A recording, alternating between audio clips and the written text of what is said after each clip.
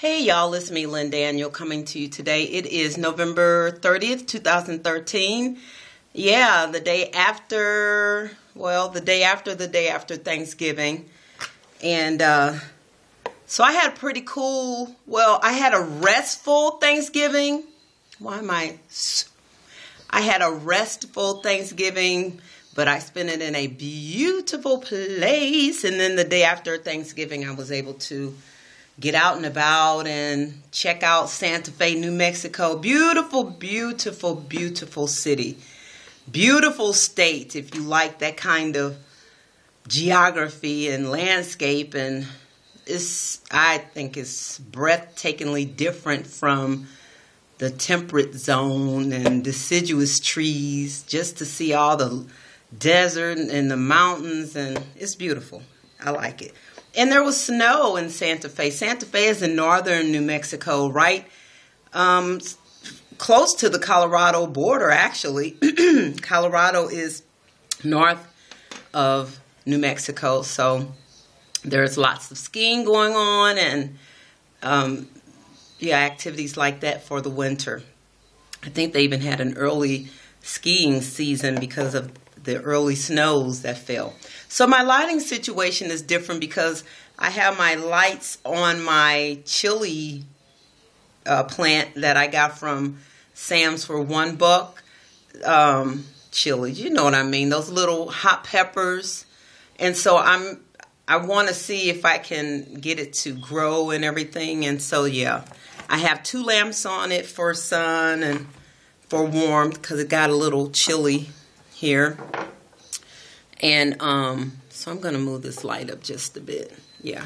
Okay, so today I want to talk a little bit about, I don't know if this is controversial or not, but it's in response to my niece and I were having a conversation via Facebook, social media, about the image of black women. You know how in the media you see all these images of our women twerking and barely dressed and, you know, just degrading, degenerative behavior. That's not the right word, but you know what I mean. That just totally dishonors who we are as women. You know, it puts forth a very negative image of black women to society. And I was asking my niece if she remembers in high school doing this. I know in my history class, it was either history class or I think some schools did it in like an advisory class setting where students would be given a scenario where they're either lost on an island or they're all in a boat, so many people, or they, whatever the scenario is, the students as a group have to decide which members stay on the island in the boat or whatever, and which members go or exterminated. And so, you know, I was telling my niece, I said, I really believe, and I'm not the only one who believes this. I mean, there has been research done on this, and people are talking about this as well, that social media, the media in general, and, you know, these images that are put forth about certain groups of people or all of us here in the world is done to mold society's ideas about groups of people. And it also forces an imprint on the minds of people and groups of people about each other. And then those groups determine, based on those images, how they are going to interact with the groups and whether they feel that those groups are worthy of respect and honor and truth. And, you know, so when you look at images of our women, of black women, when I say our, I'm referring to, you know, my culture group. So, but when really I don't really have to just limit it to my culture group, but just look at women in general, okay? If we just take all women in general, So yeah, women have been made into sex objects in general when you speak, So we're then, as women, categorized and judged by our external beauty against each other. And then we are ranked according to how other people view our beauty. And then along with that, and then people decide how they're going to treat you based on your beauty. If your beauty deserves respect, if your beauty deserves, I don't know, love or friendship or whatever, inclusion. So that's one way you can say that society helps to mold thinking about women through imagery. And then too, when you look at programming like, and I'm going to call some of these out because I think they show us as buffoons. When you look at Real Housewives, the whole franchise, when you look at some of the other ones that are out, I don't even know all of them. There are many of them that are out that show women, particularly black women, as drama-filled, just confusion-oriented, loud, boisterous, disrespectful, single, with no one who really loves and honors them. Just really negative as consumers, like consumers only, just buy, but contribute nothing. No building, no giving, no making of anything, no sharing, no developing ideas, none of that. I mean, it's very subtle because those shows can be enjoyable escapes when your life is boring or when, you want just whatever that feels for you, I mean, it's not that deep. Sometimes you just want to watch junk TV just to unwind from your day. But in doing that, we feed into that negativity. I know I'm on 5 days of vacation for Thanksgiving, okay? So this is the first year that I can remember where we have had 5 straight days off for Thanksgiving. We got off, I taught Monday and Tuesday. Then Wednesday we were off, Thursday and Friday. Today is Saturday and tomorrow is Sunday and back Monday. So that's why I said I am going to do something with my Thanksgiving vacation that will be memorable. And I just selfishly took this trip to Santa Fe. And I did it twofold. There's this organization where I get mailings from. And they talk about traveling cheaply and how to live in different places very inexpensively. And so I took that concept and those principles and said, I wonder how I can do this trip on this set amount of money. And I did it. I was very close within the budget too. I mean, really, it was, and I still enjoyed the trip. So I know this sounds like a side note from the topic. It sounds like a side note, but really it isn't. I mean, really it's another way that people can view women as people who do things who are interesting and not just sex objects. Now, don't get me wrong. Most women love sex. Most women love men or companionship, however you view that. But I view it as with a man. And so we do want to be seen as lovely, gorgeous, desirable, sure. But there's more to a good woman than just that. Okay, so yeah, I did my road trip and I did it within this budget. So my whole point of that is to blog about it, to really test out this live on a budget, travel on a budget concept and see if it's really doable and before I take it on a large scale, and then blog about it and hopefully be able to write for this company. So that's really why I'm doing all that. So now let's get back on topic. So we're talking about how images and media shape and mold social groups' perceptions of one another. So during my vacation, I was watching the Discovery Channel. And on the Discovery Channel, it was, I can't remember the name of this program, but it was a marathon of these people who live in Alaska. I think it was Alaska, the Last Frontier, I think is the name of it. This family of people who live in Alaska, and they homestead, and it just showed how they survive in that harsh living environment.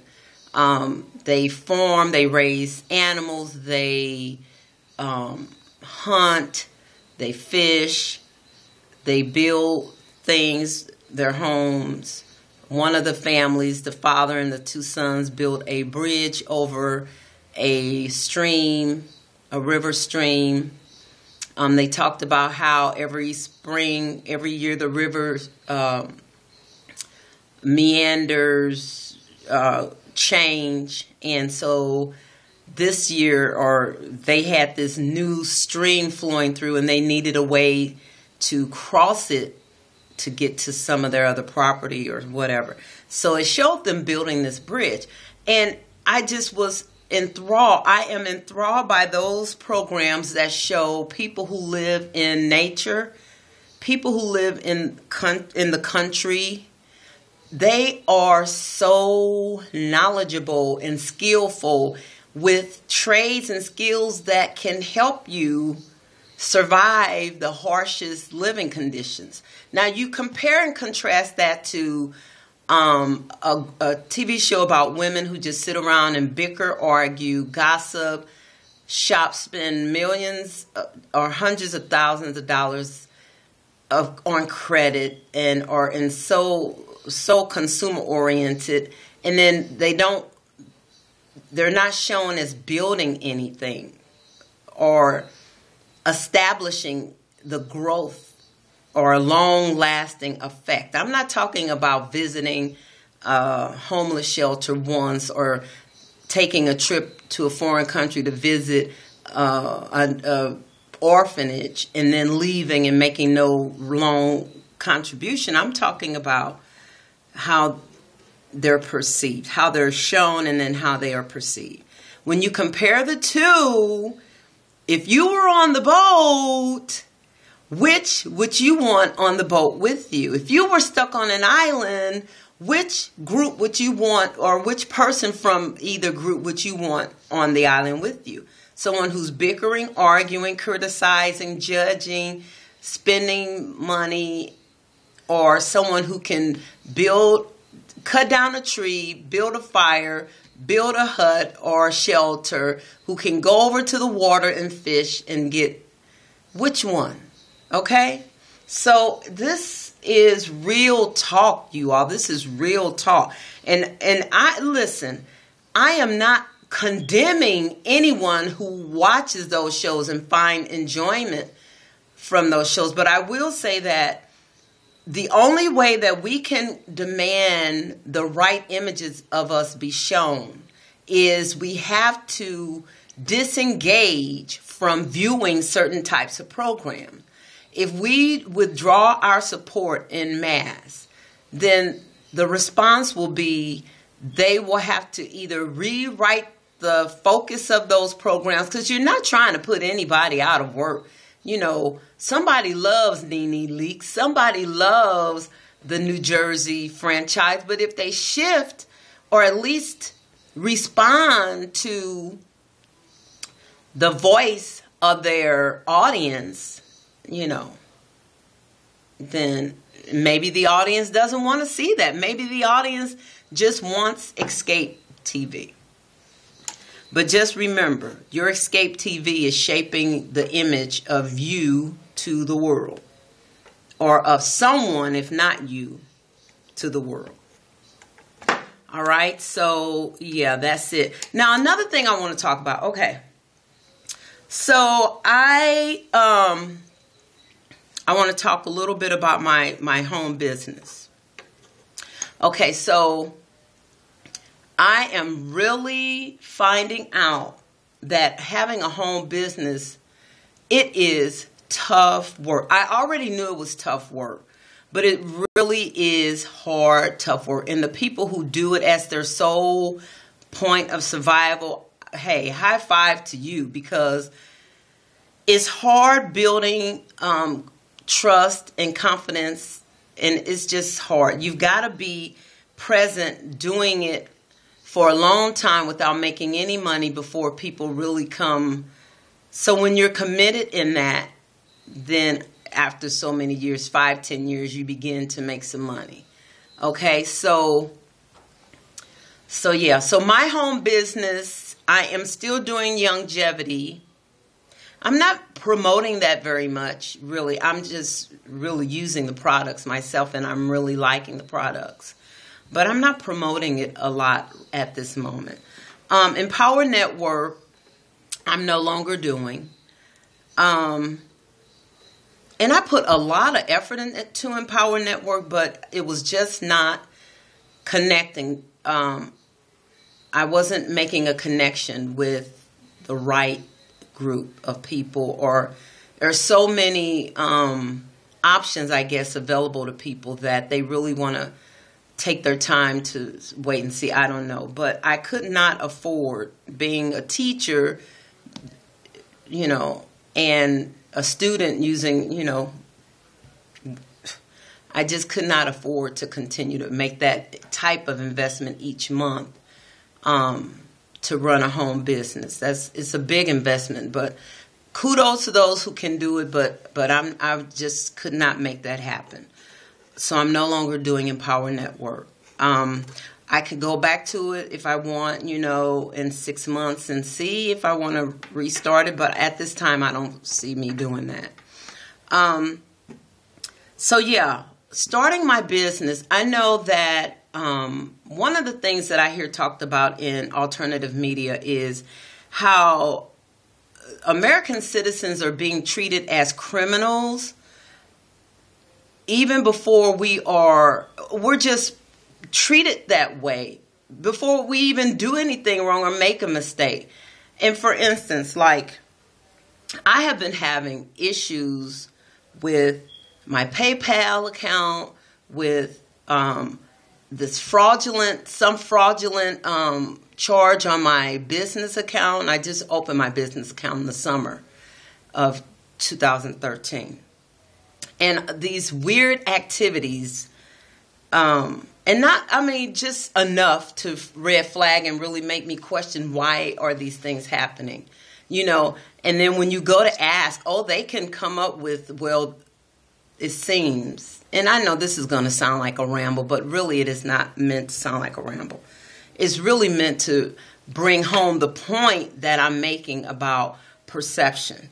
So it's almost as if, and this, you all, this goes back, you have got to, if you don't listen to alternative media, you have got to put your foot in the door to some of the alternative media like Savage and Drudge Report, and there are so many of them that are available that share ideologies about the way our country is moving, the thought processes that guide policy. And right now, American citizens are being seen as the enemy. And we are being, I don't know, just mistreated in a way. And the whole point I'm making and why this relates to my business, a company called Optimizely that I hadn't heard of them other than seeing little ads on YouTube. A company called Optimizely charged me $204 for some kind of internet service. And so, okay, this happened. I called the company. I left 2 voicemails. They said that number was not their number. When I finally looked online and found a contact number, and called them and talked to someone, they said, well, oh, we don't know what number that is, but that number was provided to me on my bank statement as a contact number for the company. And so I had to ask all of these questions. Well, can you all tell me what IP address is associated with this account, if it is indeed a recurring account, and if it is indeed for a website that you're maintaining, you should be able to point me to the person who used my information to get this. So long story short, I go to the bank on Tuesday or Wednesday, it was before my trip. I went to the bank and, talking to the young lady, and everything was taken care of, And during the course of the conversation, she kept talking about fraud. Okay, so I'm asking all the questions to the right people. And does that mean then that I am going to be seen as the one doing a fraud because it's on my account that is fairly new, 6 months old, about 5 months old, but has, really, if they just track the history of transactions and how the account has been maintained, they will see that the pattern of management there, how it's been managed by me. So it just really makes me upset that, that companies can do certain things, and because they are the expert in that field, technology, they know how to loophole things or how to help you to get to an answer or hinder you from getting to an answer. So I guess that's what I'm ranting about. But, so yeah, hopefully, so after a while, here's the update on that. So after a while, the bank sends a letter, which was, I think, Monday or Tuesday, and I read the letter, and it says, your account has been closed because we didn't hear from you or something. We didn't receive some paperwork. So that's when I went over to the bank and I said, well, listen, this account should not be closed. All I'm looking to do is to figure out why this company wants to charge me. And when I'm in the bank, she says, oh, well, this is a recurring charge. And, I didn't see that on my side on the screen when I opened it up. I did not see it say recurring charge. I'm going to double check it and see if it does. And then when I called the company, they said, oh, it's not a monthly recurring charge. It's an annual whatever. I didn't order it, get it off of there. So anyway, I'm saying all of this to say that I think I was treated respectfully, but you always wonder if, they were kind to me. They were quick in responding. They did come to solution and everything worked out. But sometimes it just makes me wonder if certain things happen as a test, as a test of your character to see, either to put you in a bind to see how you're going to act or to create a scenario just to test you. So, I don't know. So today I saw where the company did return the money to my account. The money was returned. I'm going to go back in and look at all the transactions to see exactly the history of those transactions, because I had been locked out, not of my bank, but I was locked out of PayPal, and the email associated to the PayPal for it was at least 10 days to 2 weeks or longer. And then come to find out, the company that I am no longer associated with was still charging me even after I had told them not to charge me. So all of this to say, when you are viewed, if you're viewed as honorable. People will treat you that way, but we're all under scrutiny, I guess, no matter which group you belong to. And according to social media, all Americans are really under scrutiny and being seen and viewed as the enemy, as a way to bring in martial law and to make all of these changes with our society and to infringe upon our rights, to really deconstruct the Constitution and all the amendments and the Bill of Rights. And these things will happen if we remain silent. That is why we have to make the sacrifice for the betterment of ourselves and of our people by voting with our dollars and with our time and treasure being your money. Stop viewing programs that show us in negative light to the world. Stop viewing programs that show Americans as stupid, dumb. You look at the family, the parents, the children are smarter than the parents.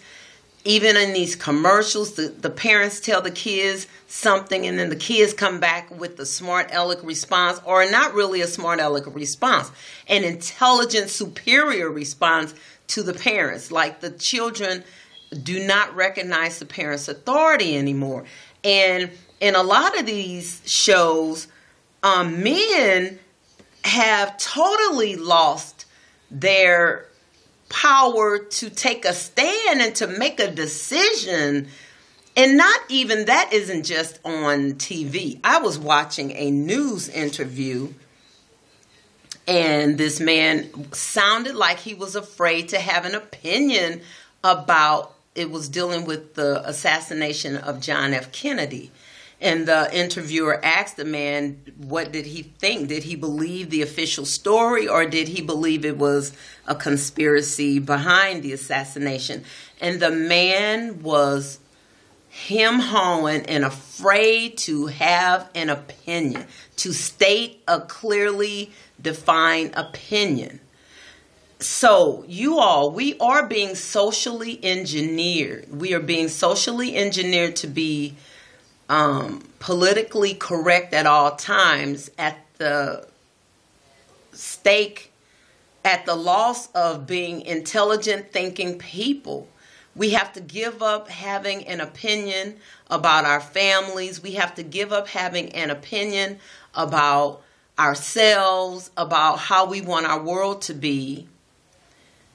Otherwise, we're seen as some kind of ist, I-S-T.